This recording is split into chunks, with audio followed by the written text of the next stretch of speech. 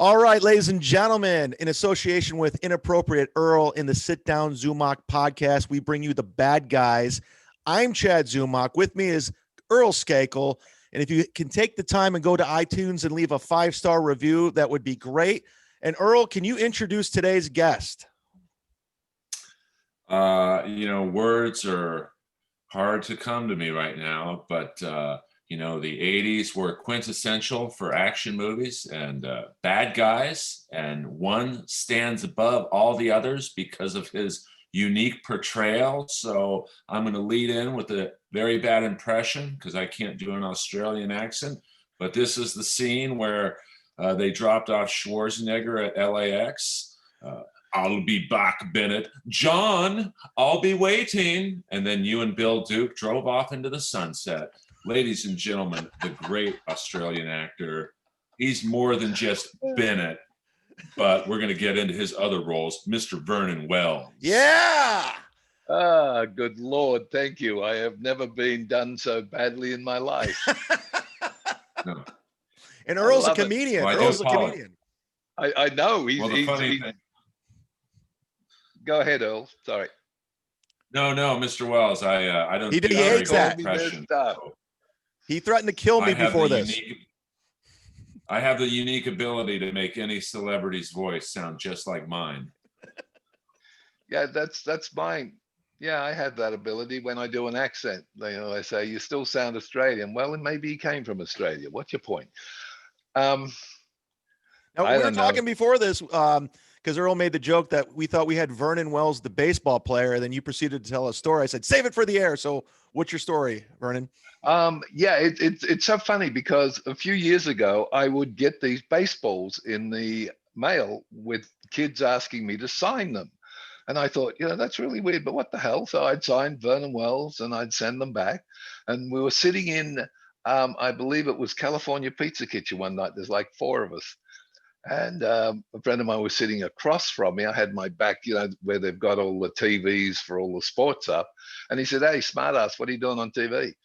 And I went, what? I'm not on TV. And he said, yeah, you are. And I turned around and said, Vernon Wells coming up to bat for the Los Angeles. And I went, what?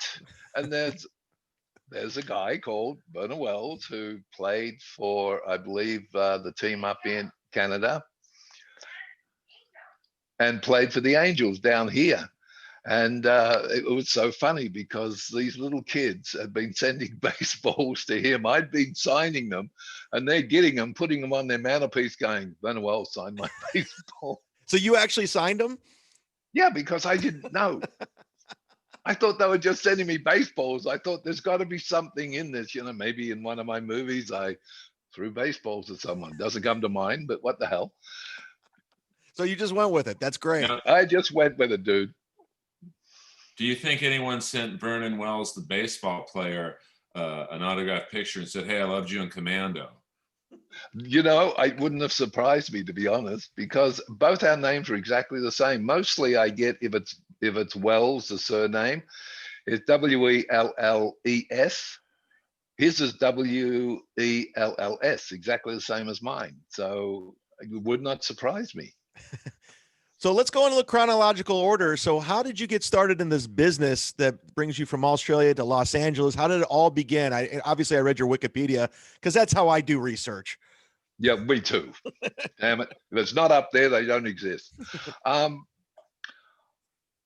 never wanted to be an actor. I mean, that's in my bio anyway.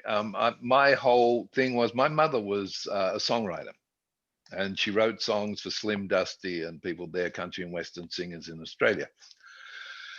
And I sort of followed in her footsteps. I became a vocalist in rock and roll bands, some very successful rock and roll bands, actually. And that was where I thought I would be, sex, drugs, and rock and roll. Yay, more sex and drugs and rock and roll. But what the hell? It was fun.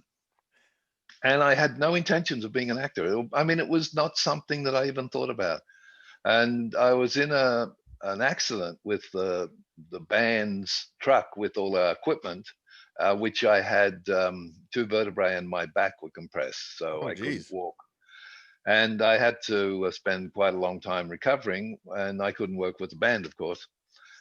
And I became a pain in the rear end to our manager. I drove Bobby insane. So finally, he took all of my photographs around to all the casting agents in Melbourne and virtually told them he would pay them to take me off his hands. He was just fed up. So one of them was casting commercials, a cigarette brand, commercials for a cigarette brand. And I had horses because I was a country boy. I was born on a farm, raised on a farm. So I was used to riding horses, and they needed someone that had a horse that could. And I had a Palomino, so it was very much like the whole big thing. And so I got to do these cigarette commercials, which was fun. I had my horse. I was having a ball.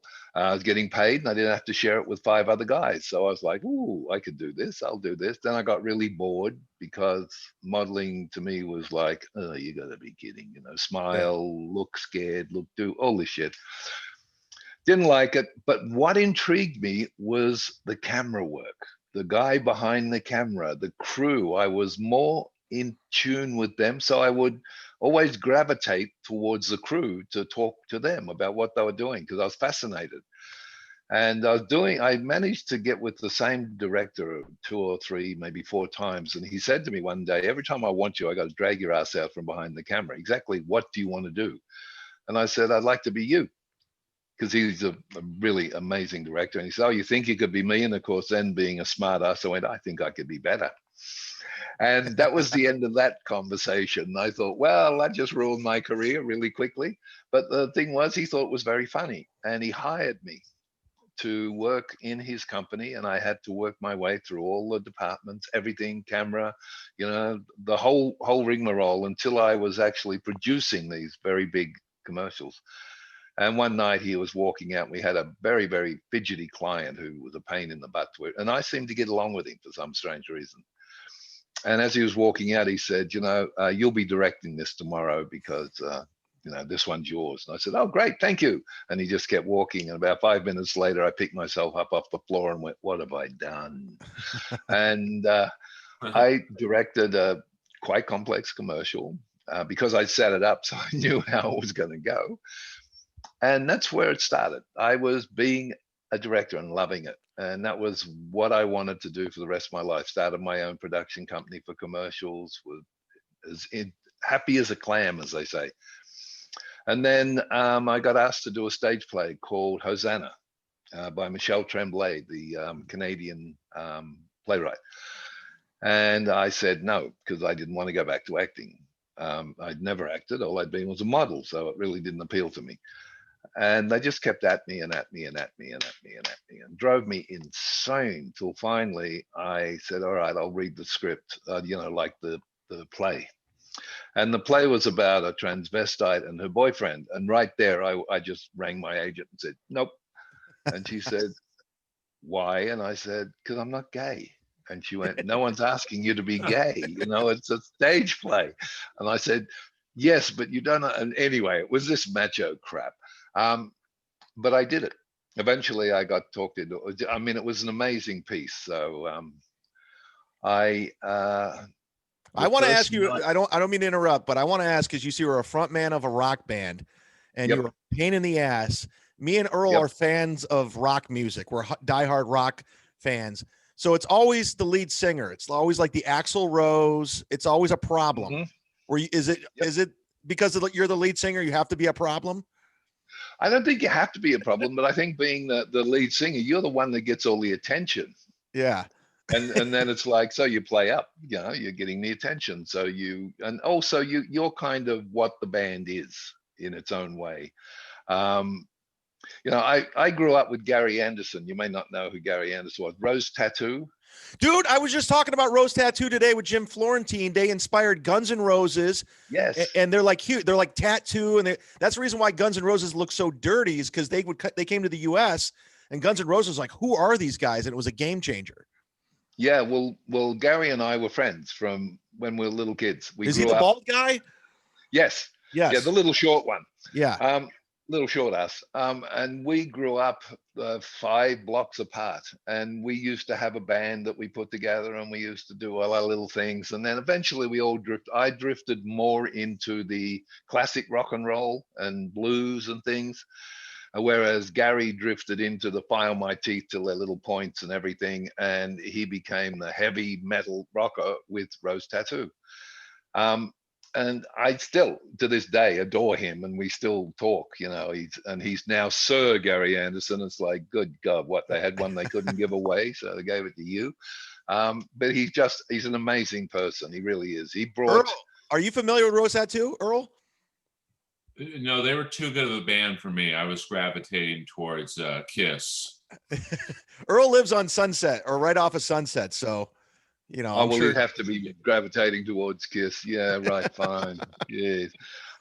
So no. I mean, well, I'll assume, Mr. Wells, you were the best looking guy in the band, so that must have made it even worse. It's Vernon, you son of a bitch. Yeah. Vernon, you son of a bitch. No, it's funny. I did a film last year, and the director would always call me Mister. And I said to him one day in frustration, I said, "I'm serious, dude. You call me Mister once more, and it costs you $5." And he went, "Oh." So I said, "We're going to have on set a Mr. Vernon bucket, and every time anyone calls me Mr., $5 goes in it." I ended up with like $250 for charity when the film was over, because people couldn't help themselves. And it's like, I hate it. Yeah. I think that it's a privilege to be called Mr. Don't get me wrong. It's a privilege to be called Mr. And I always remember, I grew up with my grandfather. I called him Mr. simply because that's what he was. It's respect. Yes, I'm just a big fucking kid. So why the hell do I want to be called Mister?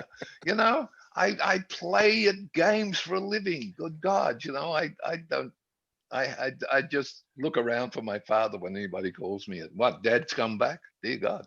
Let me ask you real quick. I appreciate it. When you were in the rock band, were you hanging out with AC/DC around that time?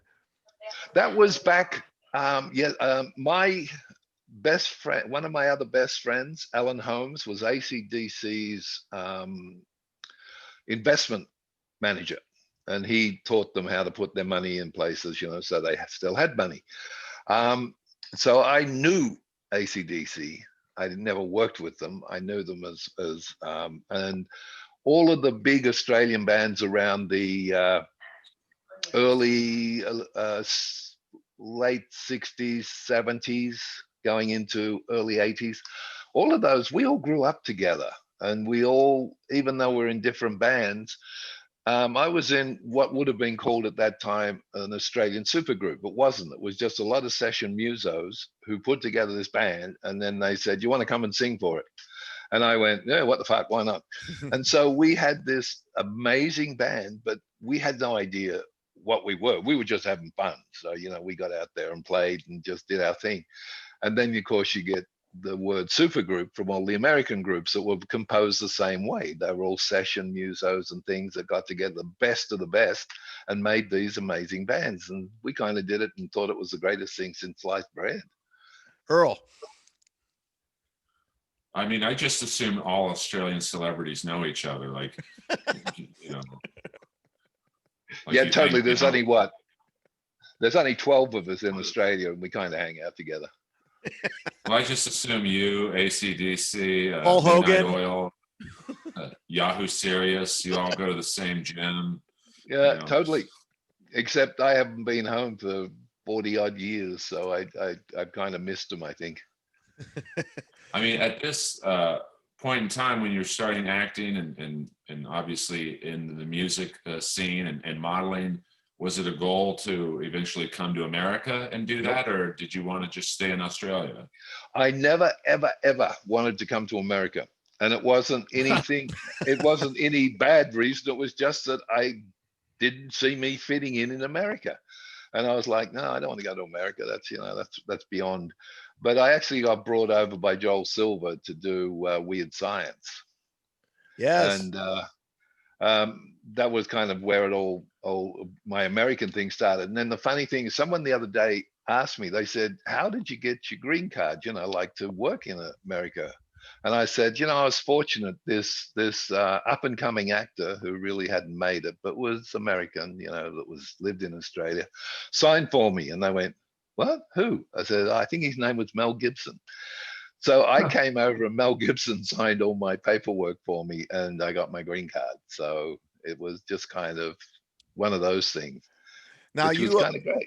now you went into weird science, but we got to backtrack a little bit because there's a little historical movie that's still to this day iconic.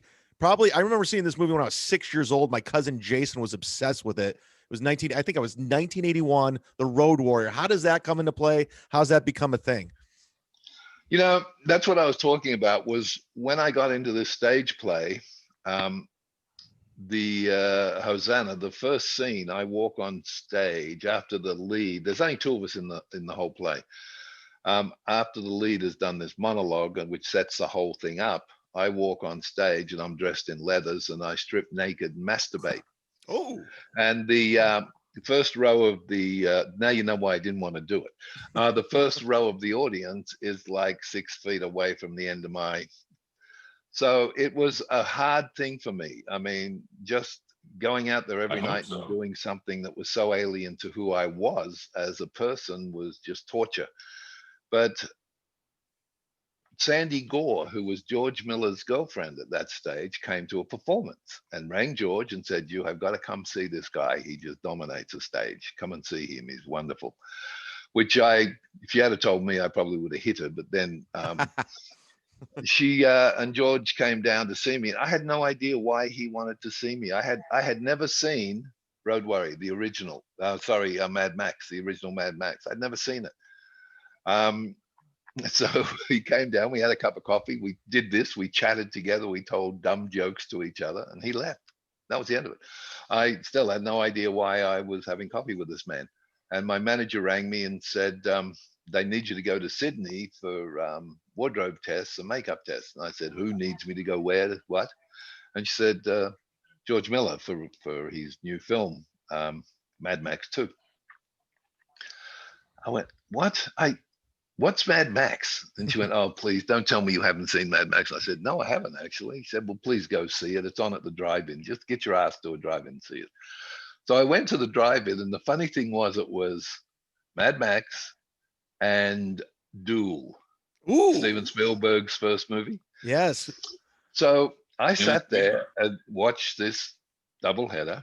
And next morning, that's a good doubleheader. Actually, that's a good doubleheader. It was a great doubleheader. But I rang my manager the next morning. He said, "So did you see it?" I said, "Yeah."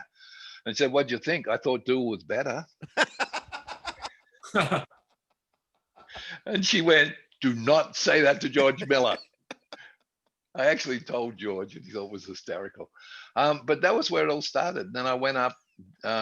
I never really wanted to do Mad Max because I didn't feel I could. You know, I was terrified of the whole thing. It was scary. You got to look at it. I'd never done anything. I think I'd been on television 4 times. I was not this, actor that had done a million things and coming into this huge movie. And so it scared me. And the nicest thing was that Mel was just so amazing to work with. He was so nice, so good, so giving, and a pain in the ass because he's like a big kid. He would be pulling pranks all day until you kind of beat your head against the wall. But he was wonderful. I loved him because he just had that thing about him that he would give you the space to do it. And he would sort of say, no, if you got frustrated, you'd say, hang on a minute, let me tell you. And away you'd go. So for that, I appreciate everything. And George was the same. George was wonderful. I actually blew it for George in the fact that they had a Japanese film crew out there, and they were doing, because the Japanese loved the first one. So of course they were really into the second one. And they were filming us for a documentary. And I was being my normal idiot self, and I was on the boardwalk that up the top of the set. Yep. And they were putting the camera up beneath me, getting all ready to do it. And I figured that they were just setting everything up, testing everything. So I was in a happy mood. So I was strutting up and down this boardwalk as gay as I could figure out how to be. Did you have the shoulder pads on? I had everything on, and I was just so out there, man. It was so hysteric. I had my hand on my hip doing the whole thing, just being a total dumbass. And they said, and they would ask me questions. And I figured they were testing microphones. So I was like, oh, yes. And I was like, of course, yes, I really had trouble with some of that dialogue. It's not right the way I speak, and doing all this dumb shit. And I figured, okay, they're about to do it now. So I got myself all ready and I stood there and I said, when are we doing it? And the little Japanese man said, we finished, thank you. And I went, oh shit. And George Miller walked out of where he was across, and he stood underneath, he looked up at me and he said, yes, Vernon, it's not over until the fat man sings, and boy, am I gonna sing, and just walked off. And I went, I'm dead. I'm gonna die on this movie. George Miller's gonna kill me. It was hysterical. I used to have so much fun though. Earl, what do you got? Great. Earl, what do you got? Well, I was wondering, there was a pro wrestling team in the mid 80s who seemed to have ripped off your character. They were called actually the Road Warriors, and they had a very similar look to you. Did you get any of your creative juices from like watching pro wrestling at all, or did they rip off you? They ripped off me actually, but I knew them. I met them at a convention, and they were the nicest guys in England. Actually, we were in London at a convention, and they were sitting at a table about 4 tables from mine. And I went up and introduced myself, and they were the nicest 2 guys. They really were, and we got on really well. And I never, because I was new to the situation when I got Road Warrior, I didn't have any of these built-in things that you do. What I did was I created Wes from what I gleaned from the script and from George doing 5 days of writing our own biography of who we were. So by the time we'd finished doing that, I really knew who the character was, regardless of whether I was a seasoned actor or not. And from that, I built the character.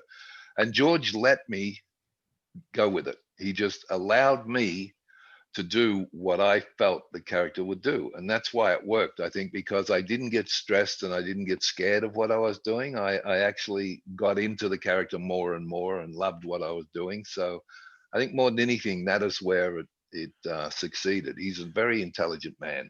Was that your idea to Wes to have a partner that looks like Duff McKagan from Guns N' Roses, the bass player? Nope. I had nothing to do with it. The only thing I had to do with was the feathers around my neck, because when they first built the costume, it was an American gridiron shoulder pads, which just, I would bleed because I moved so much, and it would just cut the shit out of the side of my neck. And Joy, we can't have that. We've got to do something. So they put sheepskin in it to mat that down. And then they went, oh God, that looks just so gay. So they decided they had to figure something out. So they got the feathers and they put the feathers around it. And that's where that came from, you know. And the back flap, the butt flap, I fought for that. Oh God, Lemmy, I fought for that. They wanted me to be bare-assed and I would not have it. And it was like, nope, you give me a butt flap or something. So they figured that was the closest thing they could get to bare-ass, because it blew up all the time. So it really didn't matter, but it made me feel better. That was the only thing I fought for. Everything else on the costume was done by Norma McCurry. I think McCurry, her name was. I could be totally wrong. But she was just the most wonderful lady. And I always remember in a interview, she said that she got her ideas for my costume from walking every day to the office. She would walk past this S&M store. And all these leather things and all that shit was in the front window, and she built Wes from all this S&M stuff. So that's where my costume came from. It was like, oh great, good God. But yeah, it was kind of obvious most of the time what he was, but it was fun.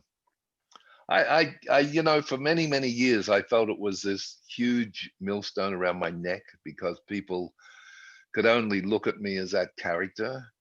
And it really turned me off acting for quite a while, because I always felt that, you know, I'm going nowhere. I'm getting asked to do the same thing and I can't, you know, get out of this trap I'm in. But I think after I did Weird Science, Inner Space, Commando, and a few others, people began to back off from that, and I was able to actually become an actor. Yeah, Earl and I just had William Catt on, who played the greatest American hero, and we're talking about having a great iconic character. Like I don't know. I mean, Earl and I are comics. I would kill for just one thing, and you've done a lot. So I don't under. I Yeah, don't. I have been incredibly lucky. I mean, I look at my career and think, for a little kid from the bush, Yeah. grew up on a farm, never had this burning desire to become an actor, who virtually came into it by accident, as they say. My career has been incredible. I mean, I just finished my 314th or 15th film. I mean, Wow. I have had a career that's just out of control. And this year, which is really weird, like last year and this year, I've just started piling up awards. It's like, oh, great. You waited until I was about to die, and then you started giving me all the bloody awards. You wouldn't happen to have an award with you right now? Yeah, I would. Oh. What is that? I have an award here. This is for Best Actor in a film I did called Fear of the Woods. And it was, I got it this morning, actually, came in the mail. They sent it to me. And it's from the Real Horror Festival. And I'm actually up for another Best Actor in that particular film. It's a one that I'm up against actors from England, America, and Canada, and I think Germany. And they've got me down because we shot the film over in Sweden. I'm Swedish. There you go. Yeah, I'm totally Swedish. But so yeah, and going back to the Road Warrior, when it's released, did you just think it was just another gig? I'm done. It's not going to be a big deal. I'm just going to go on to the next thing. No, we all knew it was going to be big. Not here. We knew that it was going to be big in Asia because the Japanese were just infatuated with it. So we all knew it was going to be big there. But for every one of us, I think, especially me, I thought, like, that's my 15 minutes. I'm now going back to what I do, which is direct, and which is what I did. And then, of course, Joel Silver started ringing, wanting me to do Weird Science. And I was like, no, I don't want to go to America. And I actually, it's funny because it was one of those American things where I kept saying no and they kept saying yes, and they kept ringing back. And then finally they said, we don't want him. And, I said, that's good. I don't care. I don't want to go. And then, like 6 weeks later, they rang and said, this is our last chance. We got to have blah, blah. So my agent said to me, she said, sweetheart, get on a plane and go. You're the only person I've ever represented that I think can make it, and I want you to do it for me. You're like a hot girl. You're like a hot girl. Yeah. Like you hot girls, they act like they don't, you were like putting them off and they wanted you more. Yeah, that was what it was. But I really, when I came over, I figured I'd be over here, do one movie, and that'd be it. It would be finished. I would be out of here and gone. Except that's not the way Joel Silver saw it. He was doing this movie with this guy called Arnold Schwarzenegger. I had no idea what his name was. And he said, I want you to be in it and be the villain. And I went, okay. Your career is hilarious, by the way. Good. Yeah, I know. It's me saying no and then saying yes. And somebody said to me, it's like, how did you get where you are? Seriously. It's fun. I love it. I have so much fun. And of course, you literally just fall into everything. You're like Forrest Gump. Yes. I'm there at the right time. And actually, literally, I fell into Inner Space with Dennis Quaid and Martin Short. Yep. And I was on my way home, believe it or not, and going to the airport. And my manager rang me and said, you've got to make a deviation across town because they want to see you for Steven Spielberg's new movie.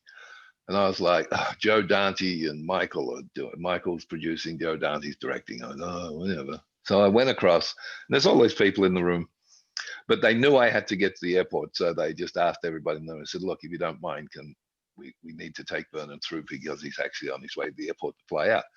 So everybody was gracious enough to say fine. And I went in, and it was a round glass table. And I was sitting at it, and Joe's talking to him, and he said,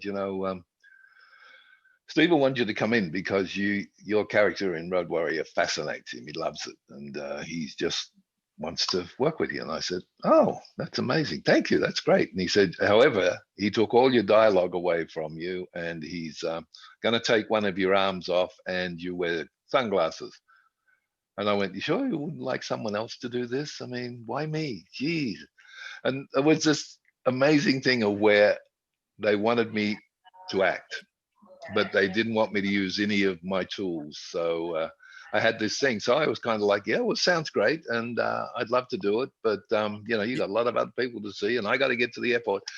And they said, yep, thank you for coming in. Blah. And I went to stand up, and I leant on the table, and it wasn't secured down. It was just a glass on top of the legs. And I went down, the table came up, and it just came back, and I put my hands up, and I was laying on the floor with this table on top of me. And Joe Dandy walked over and looked down at me and said, interesting way to get a movie. Now we got to go back. We went up to inner space, and this is where Earl's going to grab the interview because this is his wheelhouse. And we were talking, I think, honestly, the character Bennett, in my opinion, is probably one of the top 5 bad guys of all time. What do you think, Earl? You take it from here. Well, I disagree. I think it's number 1 because. Whoa! Well, no, I mean, most 80s bad guys were portrayed as almost meatheads and, monosyllabic zingers. And the character of Bennett might be the most homoerotic bad guy in the history of films.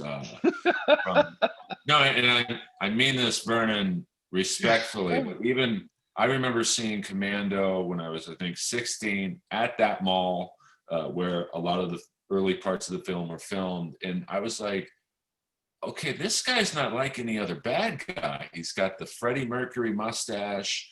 He's got the fishnet tank top and a almost gayish, catty way of delivering his lines.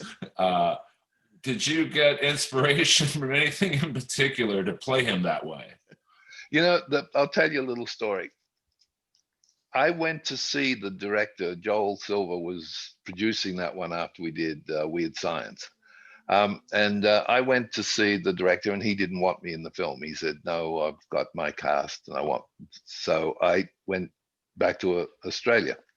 And they rang me up a few months later and asked me to fly back to the States. They'd been filming for a few weeks, and it hadn't worked out. And they needed to replace that villain. So I flew back to America and basically touched down in the evening after a 12-hour flight, went over to the set over, and they took me into wardrobe, put all of the costume this other guy had on me, and he was a lot slimmer than I am and taller because he was very slim and tall. And said, well, that's what you're going to have to wear. We'll put it together as best we can because you're working tomorrow morning. So I went to the States, got off a plane, did a wardrobe thing, and they shaved my beard. I had a beard. I've always got a beard. So they've shaved my beard off. And I went to bed, and about 6 hours later, I got up and went to the set to start filming on the film.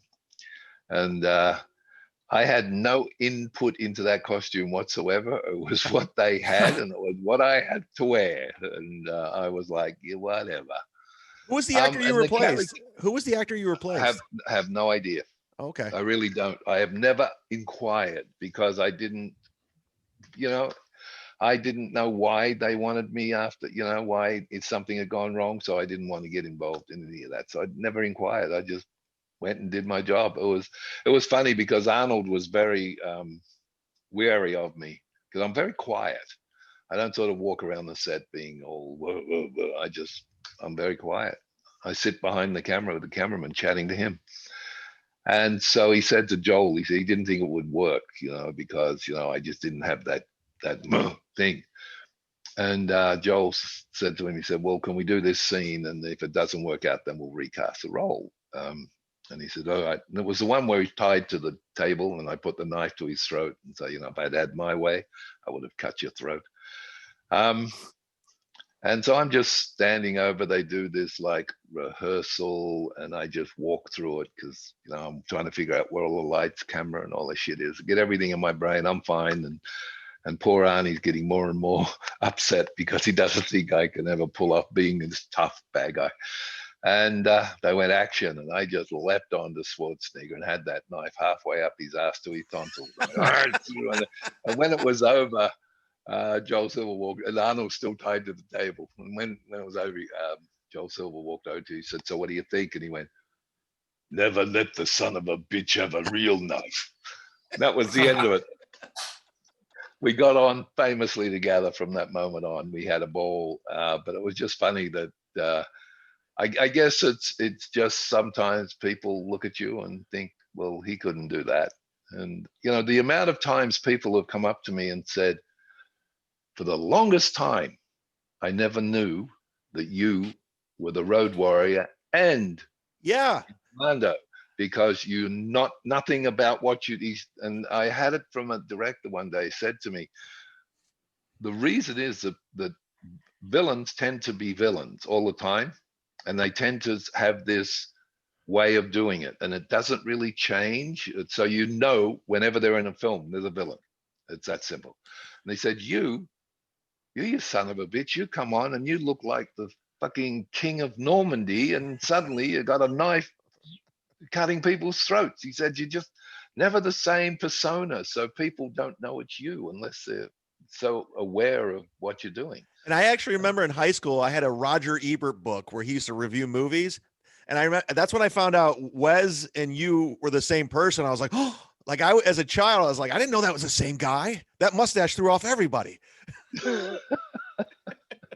Well, I think one of the things I noticed in Commando, and this is no disrespect to any other 80s bad guys, but you were a better actor. Like, it wasn't just, like you said, you weren't just, you added like a flair I had never seen in a bad guy before. And obviously Schwarzenegger is Schwarzenegger. He's the king, especially at that time. But I really enjoyed the bad guys overall, like Bill Duke and Dan Hedaya. It was a great, and you guys seem to have good chemistry. And I was almost rooting for you over Schwarzenegger, which I'd never done before. It was, it's just one of those things. I try to build the character out of what I'm told and what I learn and because I love watching the other actors and what they're doing. And that's where I get a lot of the way I want to do the character from. Because to me, with Arnie and the character of Bennett, was that Bennett wanted to be Arnie. That was his sole purpose in life, was to be that character. He just wanted to usurp the boss and be the boss. And that's where I played it. And I thought, I can't just go out there and be the heavy, because it doesn't work. In reality, because I get so into reality with these things. In reality, if I did that, he would have me shot. So I've got to be very smart about this. So I need to play the game. So that's what I did with it. I used to get the character being a little smart-assed and just kind of, doing his thing and leading along where Arnie was going, until we got to that point of where we start the war. And then he changes. Then he becomes all business. He just wants to kill Arnie. And the funny thing is when we were doing that fight scene where I was punching him in the ribs and saying, what's it feel like to be a dying man? I had a broken arm while we were doing that. I was actually hitting him with a fractured arm. How'd you break your arm? Oh, in one of the scenes Arnie and I were doing, the scene where he puts me in the arm lock in that same sequence and lifts me, and he says, fuck you, sort of thing. Then that's before he beats the shit out of me and throws me into the thing and spears me. Holy shit. When he did that, we did that, rehearsed it a few times. And we're both, Arnie and I, probably 5 or 10 pound difference in our weight. And there's no difference in our height and size. We're built first. He's all muscle. I'm just people. So, it's like we got in there. And we're doing this thing, and we did it, as I said, 2 or 3 times. I'm thinking, I'm a little tired. We've been working for like 10 hours. I know this is going to hurt. And the last time we did it was on camera, and I was a half a step behind because I had to go up on my toes because him being the same height as me, when he puts me, I have to take the strain. I have to go up so that I don't get the strain on my arm. I was half a step behind. And as he put me in that lock, I went, oh, this will hurt. And it went, and I went, yep, that hurt. Oh my And God. they put me in, I was wearing those soft, what do they call them? Soft. Soft thing cast. on your- Softcast? Yeah, on my arm, and I would take it off when I was shooting, put it back when I wasn't. And they used to give me the shots they give the um, football players, Cortisone? yeah, in my arm, so that I didn't care. I would have gone out and beat on the whole fucking crew. I was so zapped up after I got one of those injections. But no, it was fun. Arnie got hurt too. He got a crack in his collarbone from one of the scenes we did. We were two big guys trying to see who could piss up the wall the highest, and it was fun. I mean, I had But so like much fun. I found that final fight scene very believable. Like I watched that to this day. I'll probably watch it in 10 minutes. And I'm like, I could see this guy beating Schwarzenegger. Like normally, it wouldn't be very believable because he's such a massive, big guy. But that's what I really loved about that final fight scene is up until the end. Yep. You got the pole through your chest. It was like, I'm rooting for Billy. Well, that was the point of why they wanted me to do it, was that because Arnold was worried about the size differential with him and the original actor, because he thought it would look silly because he could virtually pick him up and break him in half. And he was looking for someone who complemented who he was. I'd like to think you replaced Scott Baio. That's just me. Go ahead.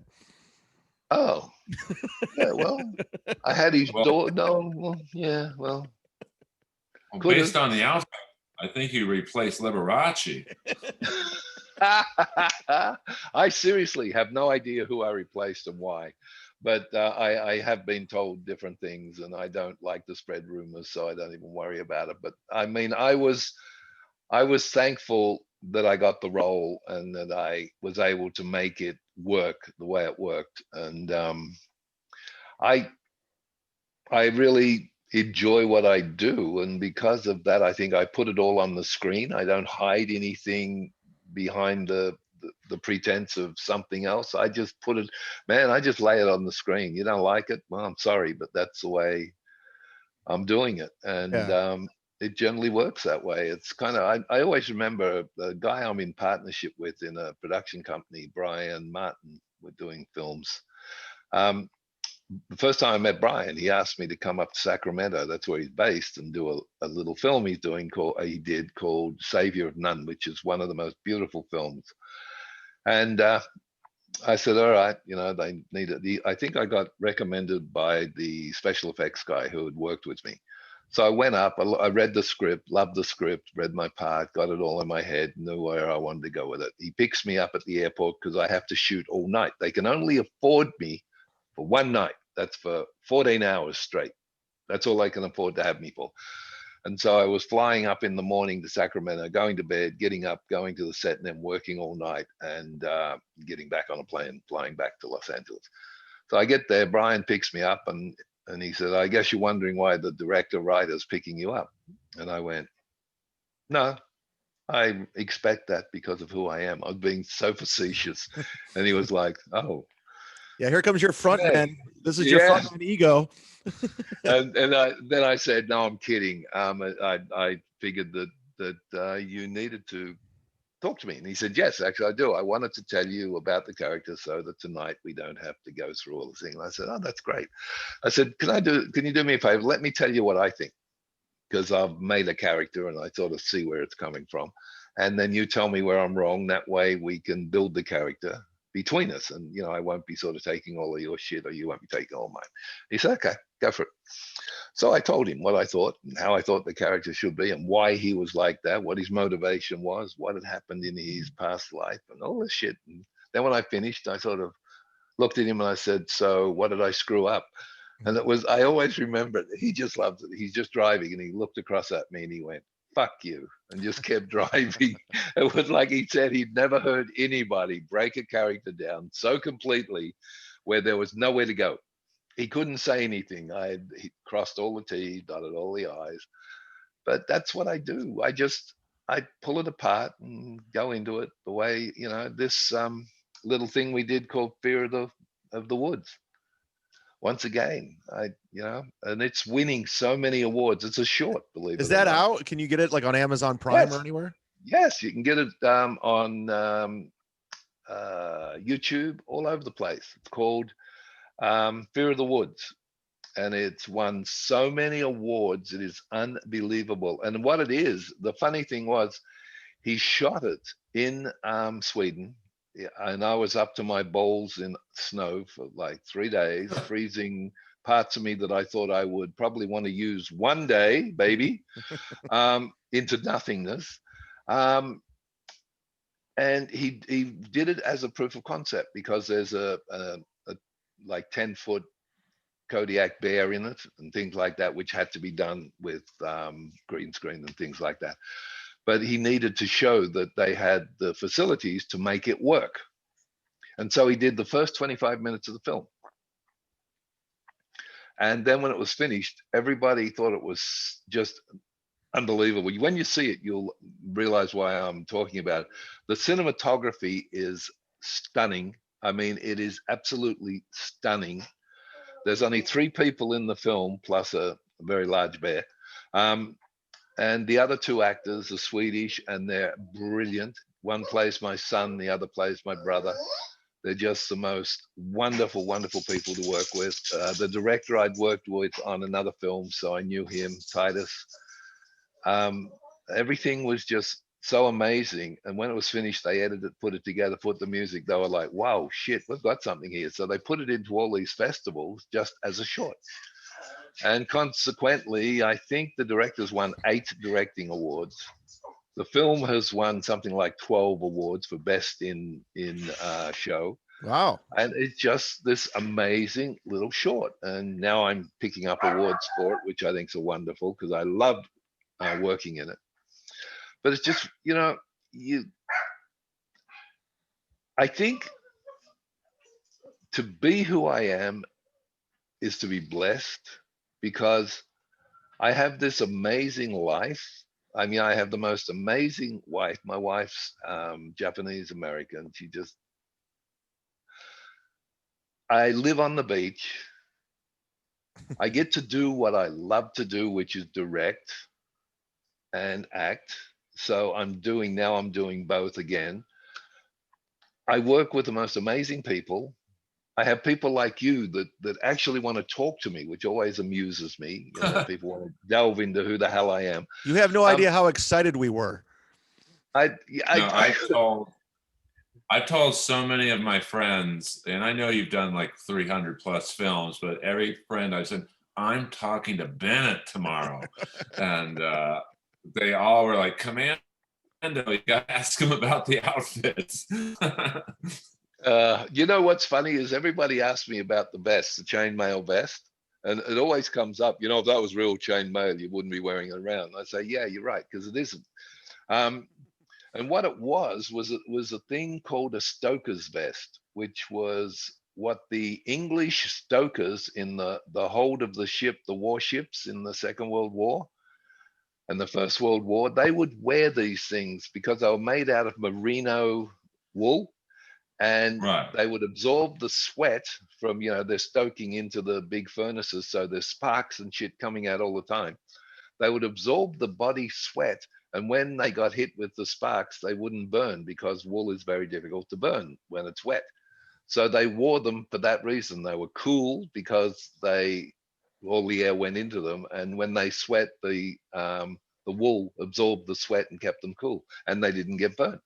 And that's what it was. And they went and sprayed it silver. I don't know why, to make it look like it was armor. And as somebody said, it was the weakest armor in history, because Arnold threw a bloody great pipe through you. Well, let me ask you this, because we only have a couple more minutes. I got to ask you 3 quick questions. I know Earl has a couple questions to close it out. But, okay, with that being said, how many times have you heard Let Off Some Steam Bennett since 1985? 2, what was it like working with John Hughes? And 3, do you listen to the Alyssa Milano podcast? Go ahead. Okay. I have probably heard Let Off Some Steam Bennett a million times. I mean, seriously, it's just one of those things. John Hughes was the reason I did Weird Science. I wasn't doing it. I just didn't want to do it. But when I heard he was directing it and I looked into who he was, I went, oh my God, 14 Candles and, all these angst kid movies. I thought this could be fun. So of course I flew over and did it and had a ball doing it. He was just the most amazing human being. He was very much to me like George Miller. They both have that wonderful thing where they don't raise their voice ever. They're just very quiet and they ask you to do things and it's just wonderful. And Alyssa Milano was my little sister whom I adore to this day. And no, I didn't know she had a podcast. Yeah, it's very popular. I wasn't sure if you knew of it or not. So that's all I needed. That's all I wanted to know. Earl, let's close. You ask your questions and we'll do all the plugs. Well, I have to ask this question because in 1987, I went to the Avco Theater in Westwood to see the movie Predator. And the opening scene of Predator is when the helicopter is coming to the beach, the door opens, and the first person that gets out is Cook from Commando. And I'm crossing my fingers going, I hope Bennett's in this movie. Please let Bennett be right behind him. Because I know that some people did multiple Schwarzenegger films. Did you, you wouldn't have happened to have auditioned for Predator, did you?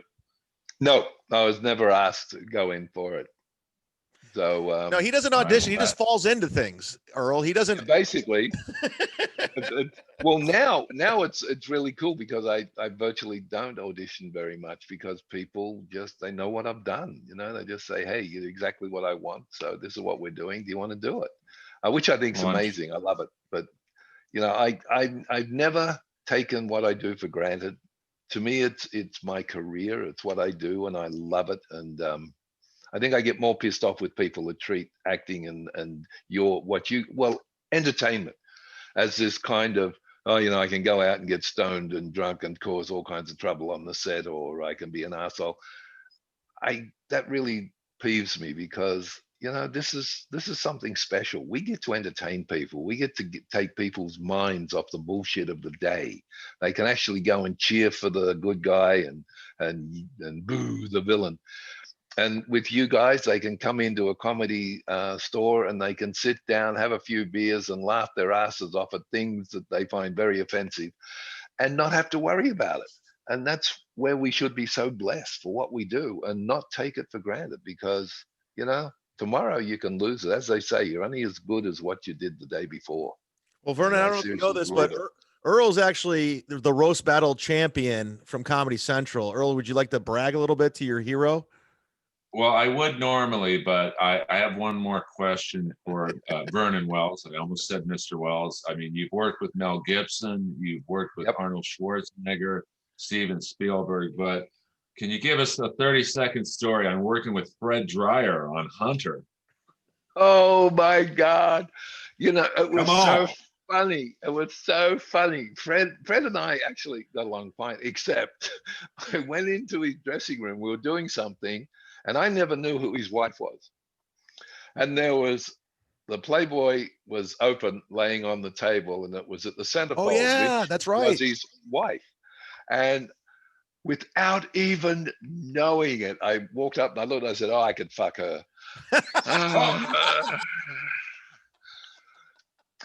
Good for you. Probably not the smartest thing to say in front of Fred Dwyer. But you know what? The funny thing was, he just sort of looked at me and then he grinned and he went, "You have no idea, do you, you dumb shit?" And I went, "What's it, your sister or something?" And he went, "It's my wife." I think it was his ex-wife at that stage. And I went, "Oh my God, I am so sorry." And he said, "Don't worry about it. It's okay." But it was so funny that he changed instantly when I said it. Then he just sort of relaxed because it was totally, I had no clue. None. Well, I'm on record to say that's the best Fred Dreyer story I've ever heard. I love him. He was so nice. I love him. He was so nice. Earl, with that being said, did you like? Go ahead. Well, I have one request, Vernon, and you don't have to do it. and I apologize to Chad because Oh, this is a come once in a on. lifetime. No, this is a once in a lifetime opportunity, Vernon, to be not in a room with you, in a This Zoom isn't with a you. Make-A-Wish Foundation, Earl. I have to What would have your- Vernon look at me and say, "I'm not going to shoot you in the Oh, eyes, John. okay. I'm going to shoot you in the balls." Well, I'd probably have to say it with your name, wouldn't I? Oh, I would be honored if you said Earl, but you don't have to. No, it'd have to be with Earl. All right, let me do it for you. All right, and we'll make I'm it not like a gonna- Hollywood. Oh, sorry. We'll I'll make it a direct. Hollywood scene. I'll direct. Sound, speed, rolling, and action. I'm not gonna shoot you between the eyes, Earl. I'm gonna shoot you between the balls. You know what? If someone put a bullet in my head right now, I could die and go to heaven. This was amazing. This was so much fun, Vernon. I can't thank you enough. Is there anything you want to plug? I don't think you're on social media, are you? Yeah, I'm on Facebook. I'm on Grace. What am I on? Lithium. No, I'm just kidding. Instagram. Instagram. I'm gonna look you up right now. What's the other one?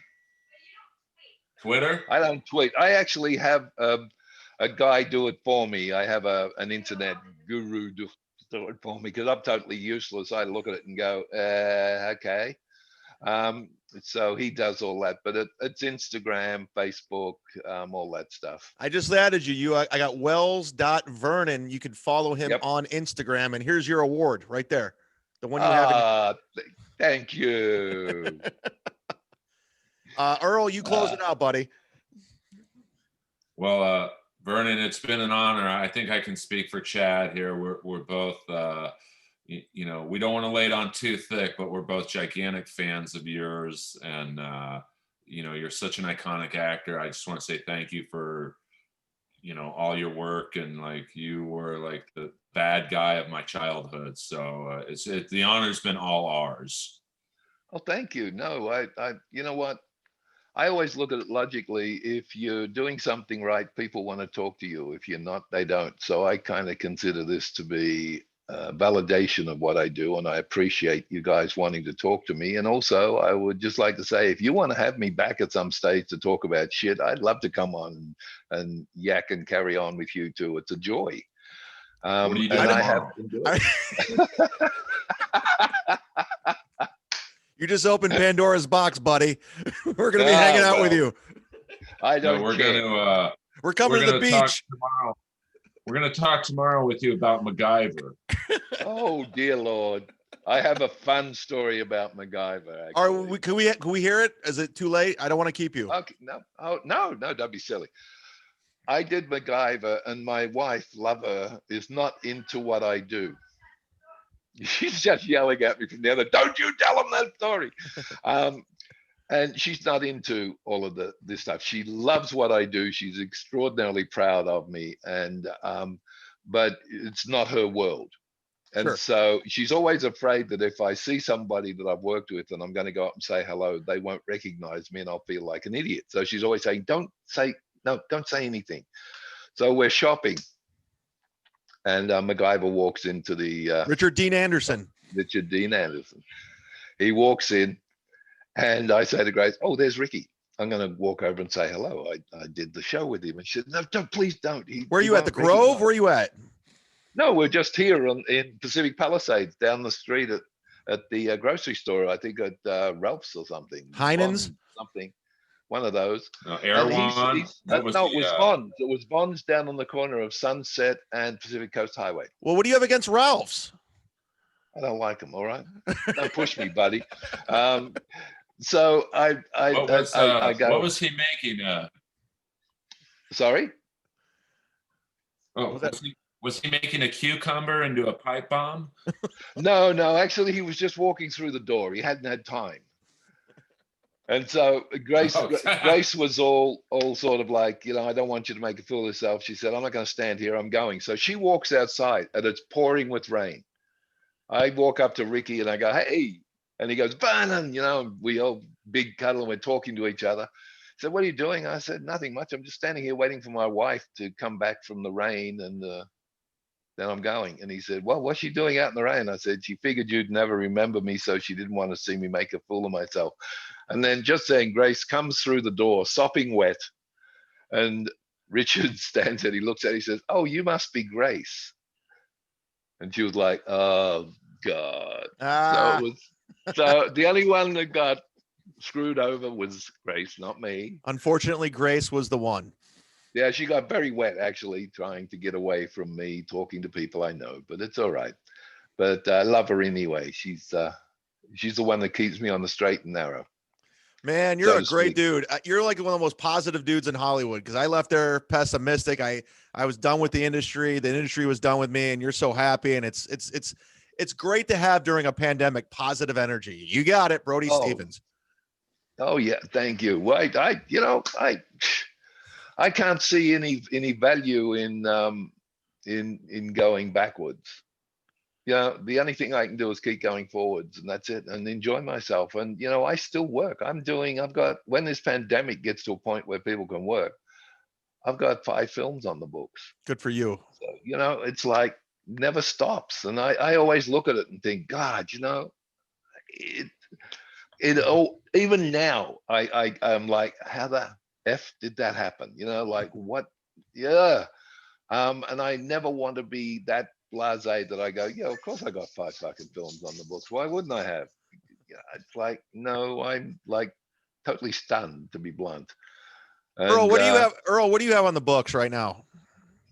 Watching Commando about 10 seconds after we're done. Oh, I thought you might have a tall blonde with, yeah. He does. He has a fiance. She's blonde. Well, good. See, I was right. There's a first. Damn. Now the adrenaline's pumping through me. I feel the need to just go, Bennett, I thought you were dead. Thought wrong, John. I'm sorry. We better stop. Miss Vernon, it's going to get worse. It's going to get worse. So let's close it out now before we embarrass ourselves. Thank you so much for your time, Mr. Vernon Wells. Follow him on social media. He just won an award, and go watch his short. What's the short again? It's called Fear of the Woods. Fear of the Woods. So on behalf of myself, Earl Skakel from Inappropriate Earl, please subscribe. Thank you so much for your time. We will see you next Tuesday, and that's a wrap. Thanks, guys. Thank you, man. Vernon.